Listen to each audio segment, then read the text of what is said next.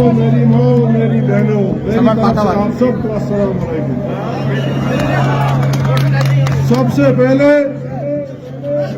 मैं आप तमाम नौजवानों का बुजुर्गों का दिल की अमीर गहराइयों से शुक्रिया अदा करना चाहता हूँ जो आप सिंधन छात्रों पूरा यहाँ बनरपुर से लेकर यहाँ तक जो आपने मेरा इस्तकबाल किया, इसका मैं जितना भी शुक्रिया अदा करूंगा उतना कम है।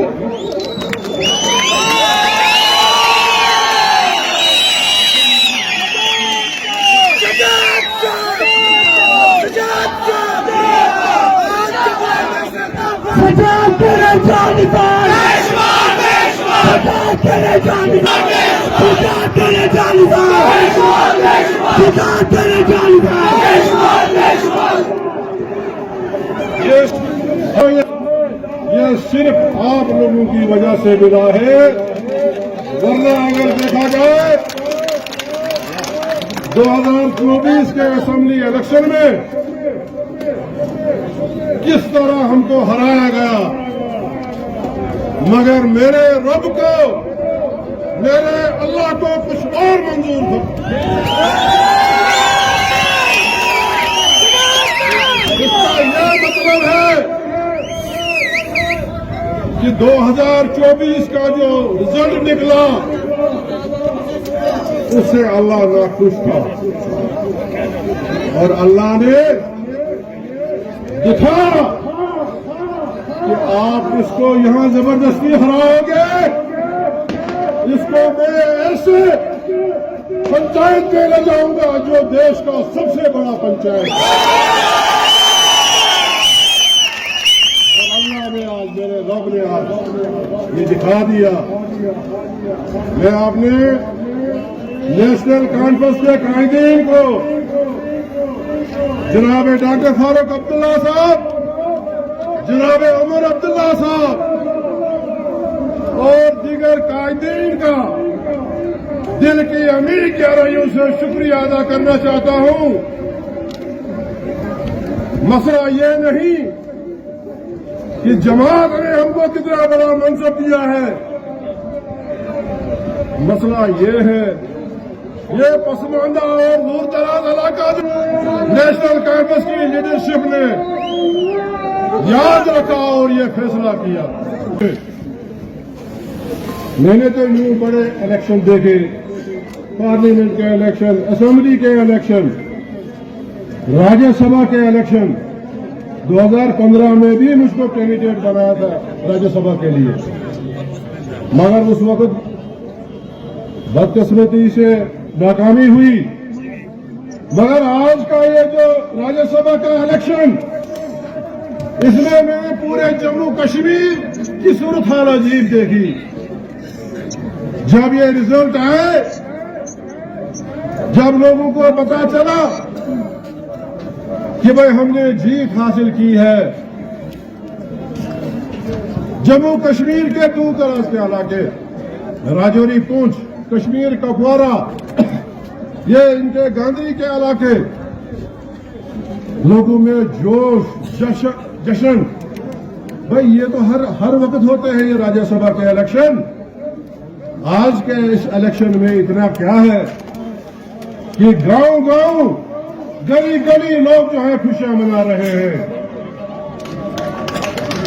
मैं आपको ये बताना चाहता हूं कि पिछले 11 बरस में जो बीजेपी ने चुनी हुई सरकारें, चाहे वो महाराष्ट्र की सरकार थी, चाहे वो दूसरे राजस्थान की सरकार थी, चाहे मध्य प्रदेश की सरकार थी, लोगों की चुनी हुई सरकारें जो है किस तरह से गिरा दी, बल के जोर से, पैसे के जोर से।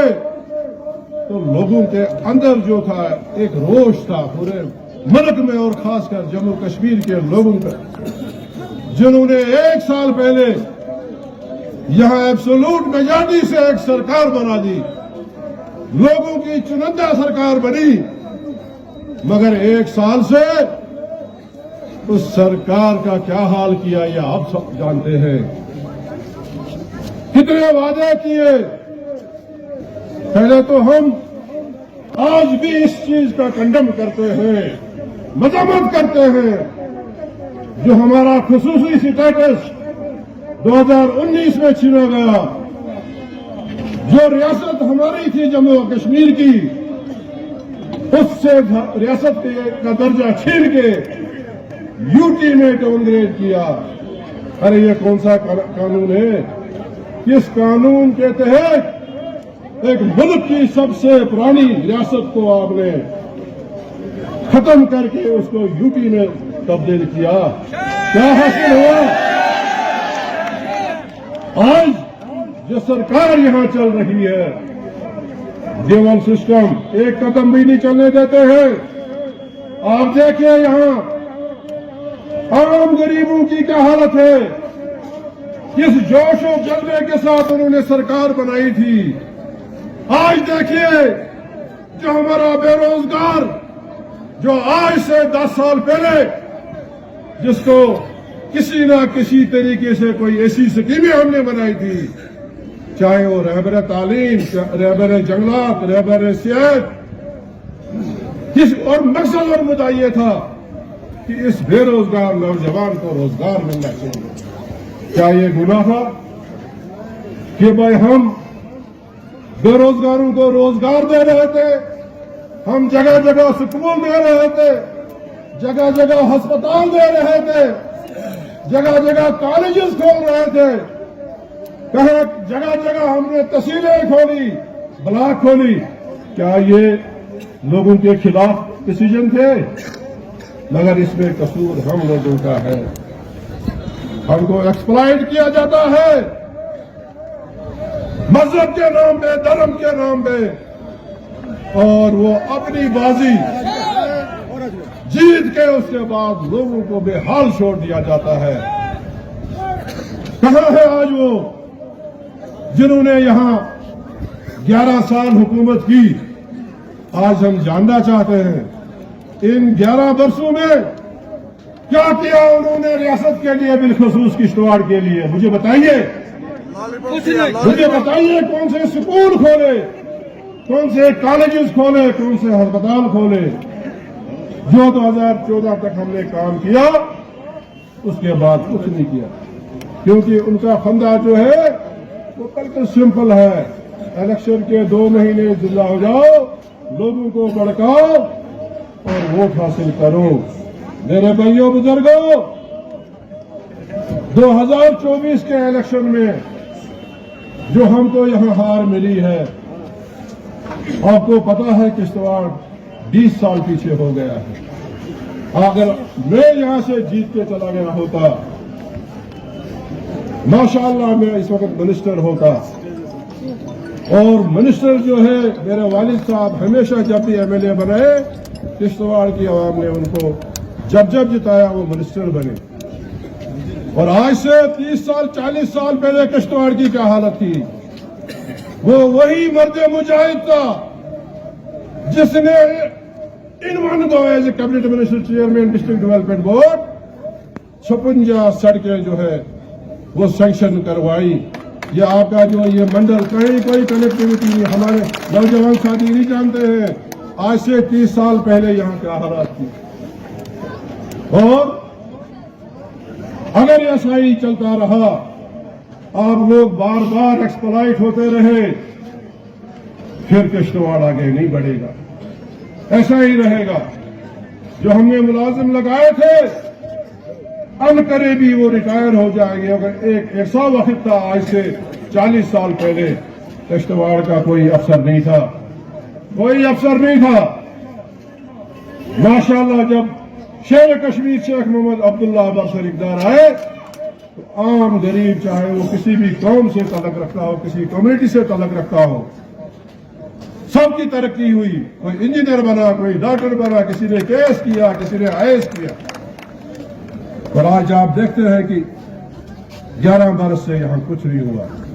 मैं आज के दिन आपसे यही अपील करना चाहता हूं, जब भी यहां कोई त्योहार होता है चाहे वो ईद हो, दिवाली हो, कोई फंक्शन हो, पूरा जम्मू कश्मीर जो है मुतवज्जा हो जाता है किश्तवाड़ की तरफ कि किश्तवाड़ में हालात ठीक है। वहां तो नहीं कुछ हुआ। ये पिछले 11 साल से मेरे कान फट गए हैं लोगों को जवाब देते देते कि मेरे भाइयों, किश्तवाड़ में 1947 में जब पूरा मुल्क चल रहा था, जब पूरी रियासत चल रही थी, उस वक्त भी यहां हिंदू भाइयों ने, हमारे बुजुर्गों ने, मुसलमान बुजुर्गों ने यहां अमन कायम रखा और आपस में भाई भाई बनकर रहे। और वही सूरत हाल इस वक्त भी है। मेरे भाइयों बुजुर्गों,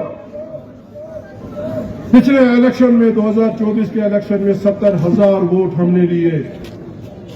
70,000। अगर हम इंडिपेंडेंट कैंडिडेट जो प्यारे लाल जी थे, वो भी नेशनल कॉन्फ्रेंस का एक हिस्सा थे, उनके भी 15,000 डाले, तो 70,000 से ज्यादा वोट हमने लिए हैं।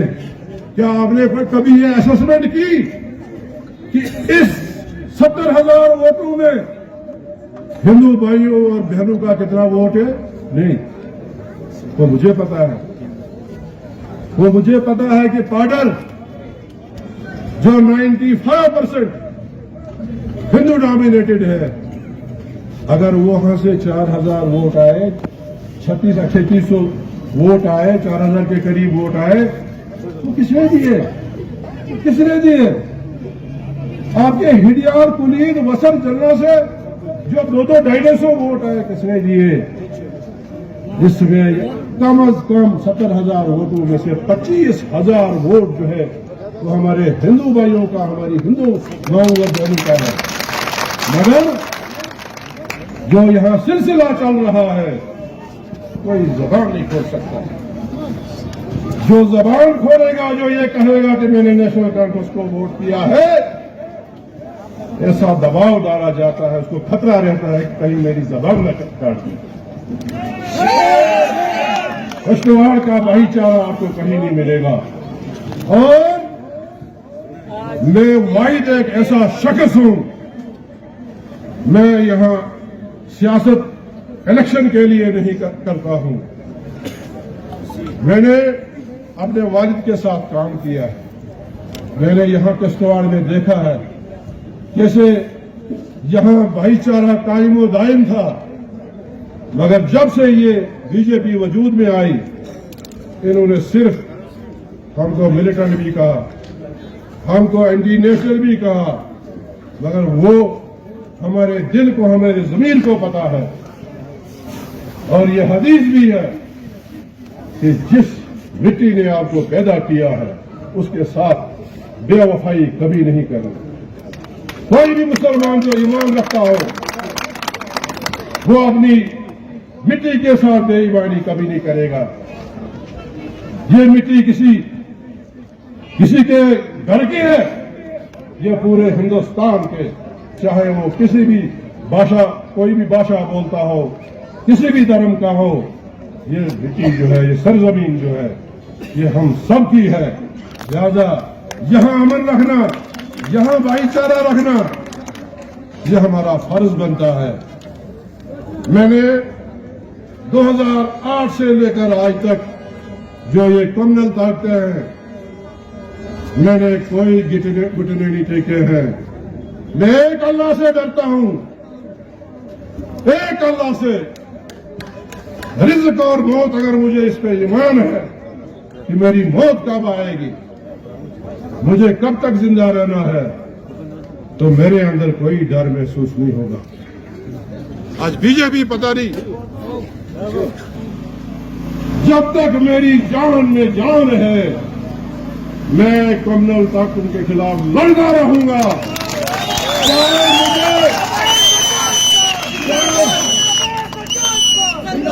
चाहे मुझे 100 बार क्यों नहीं हारना पड़े, मगर मैं एक मिशन लेकर हूं कि आज से 30 साल पहले जो यहां अमन था, भाईचारा था, उस भाईचारे के लिए कितनी भी मुझे कुर्बानी देनी पड़े, मैं वो कुर्बानी दे दूंगा। और इस मिशन के साथ कि किश्तवाड़ में फिर वही भाईचारा तो है, मगर एक नैरेटिव जो बनाया गया है। कल भी मुझे प्रेस वाले कह रहे थे कि जनाब आप किश्तवाड़ जाएंगे, अब पता नहीं वहां कोई फितना फसाद होगा। बड़े अफसोस की बात है, ये सारा नैरेटिव जो है ये बीजेपी का बनाया हुआ है। किश्तवाड़ के लोग अमन पसंद हैं और हमेशा किश्तवाड़ के लोगों ने भाईचारे को मजबूती से थामा है।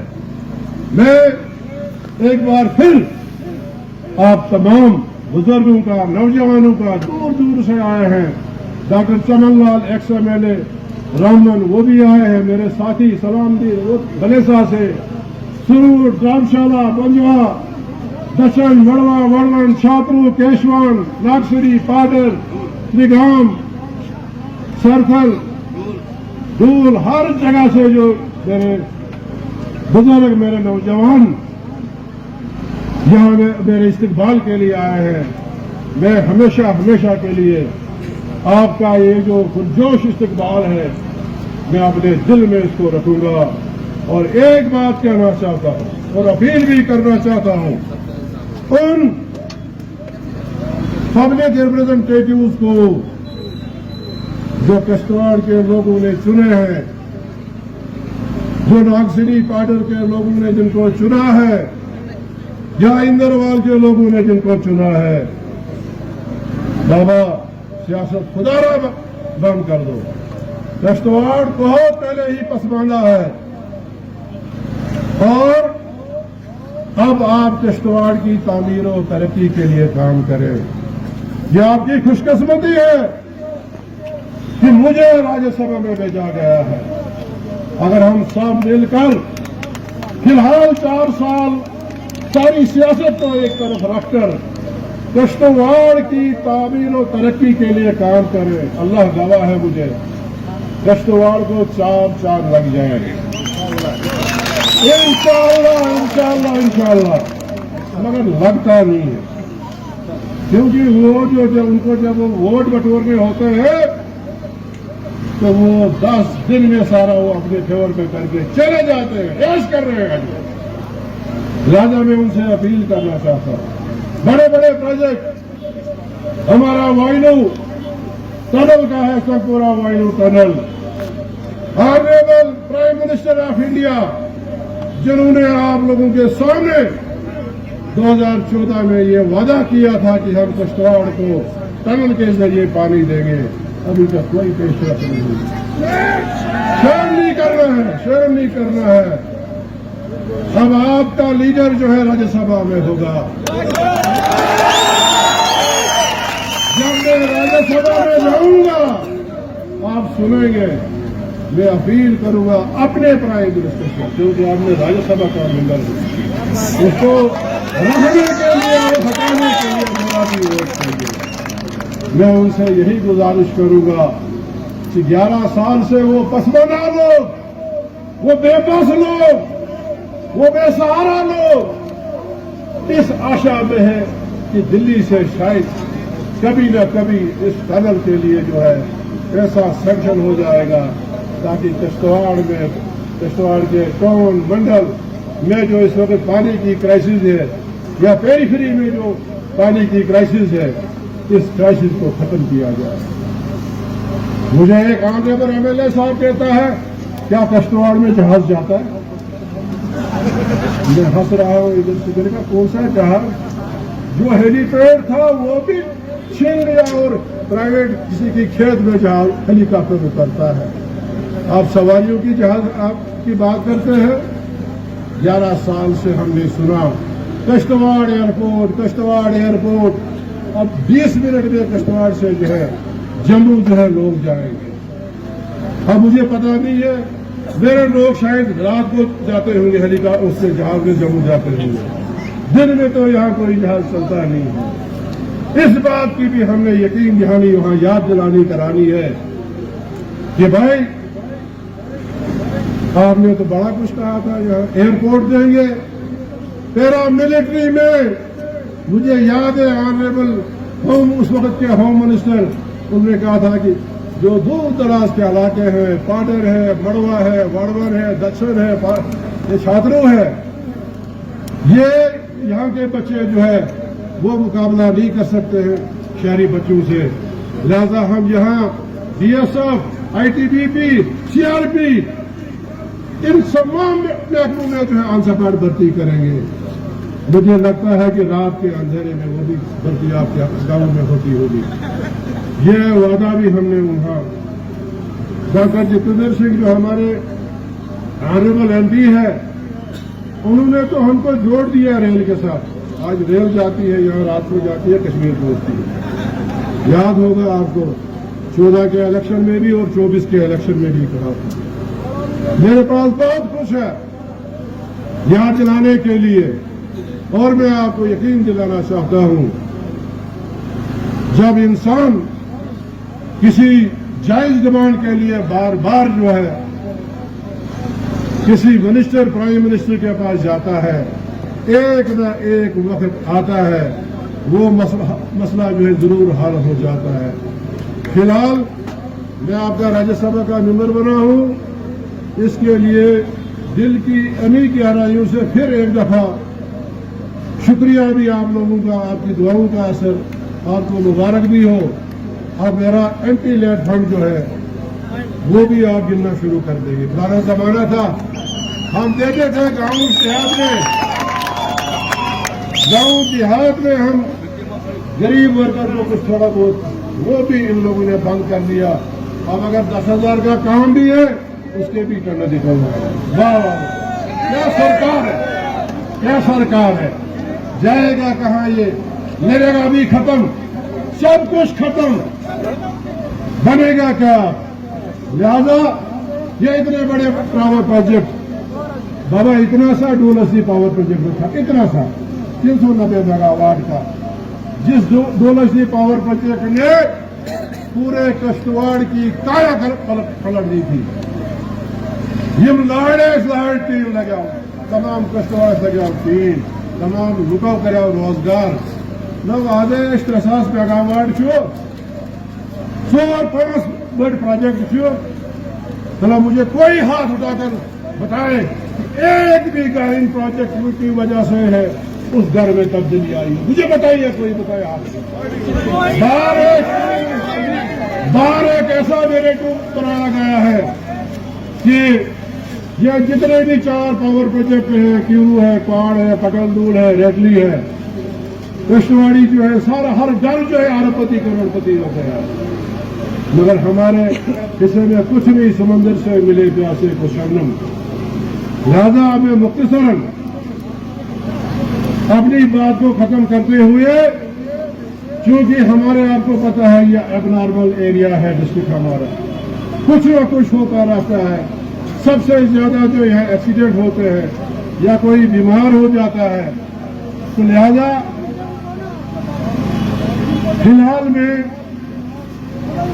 6 के करीब क्रिटिकल एम्बुलेंसेज सबसे पहली जरूरत, 6 के करीब क्रिटिकल एम्बुलेंसेज किश्तवाड़ को दे रहा हूं। वो तो फिर यहाँ के सीएमओ साहब देखेंगे। हमारे यहाँ एनजीओ भी काम करते हैं जो रात दिन काम करते हैं। मैं चाहता हूं कि उनको भी एक एम्बुलेंस जानी चाहिए। हमारे बॉर्डर में क्रिटिकल एम्बुलेंस होनी चाहिए, छावनी में होनी चाहिए, दक्षिण में होनी चाहिए, ठाकरे में होनी चाहिए। तो लिहाजा मैं फिलहाल मार्च तक में मेरी ये कोशिश है 6 से 8 क्रिटिकल एम्बुलेंसेज यहाँ दी जाए, ताकि जो भी कोई गरीब, जो भी कोई कहीं एक्सीडेंट होता है, जम्मू श्रीनगर पहुंचते उसकी डेथ हो जाती है। मैं कहता हूँ कि सबसे मेरा पहला ये वाली फर्ज है कि एम्बुलेंसेज जहाँ दी जाए। उसके बाद मैं हर इलाके में आऊंगा, जो वहाँ की जरूरियात होगी, लोगों की जरूरियात के मुताबिक जो है मैं वो CDF जो है बांटूंगा। इंशाल्लाह 6 साल बहुत होते हैं, 6 साल में हम सबको इंशाल्लाह खुश कर देंगे। और सबसे अहम बात वो ये है कि जब तक न हमको स्टेट का दर्जा, रियासत का दर्जा बहाल होगा, जम्मू कश्मीर कभी तरक्की नहीं करेगा। यहाँ की बेरोजगारी, उसके लिए हम कोई सद्भाव नहीं उठा सकते हैं जब तक ना यहाँ जो है स्टेट बहाल होगी। आज देखिए यहाँ रास्तों की हालत देखिए, स्कूलों की हालत देखिए, अस्पतालों की हालत देखिए। ये इसी वजह से है कि हमारे फंड जो है वो कम कर दिए गए हैं। जाहिरी तौर पर ये तो कहते हैं कि सब कुछ हमने ये पहाड़ और ये पहाड़ मिला दिया, मगर वो लोगों को पता है कि यहाँ कितनी शक्ति है।